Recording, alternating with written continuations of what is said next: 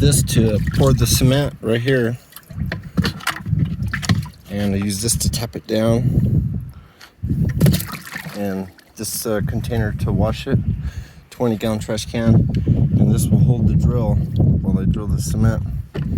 And I got a brush to wash it, and I got me some scrap metal, so I put it in there with the form.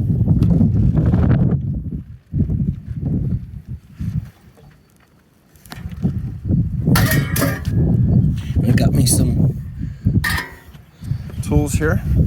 Gotta take that pieces of cement or water got into the bags and put it right there, and mix the ready mix with the stucco, a couple of them, and then the rest with regular cement.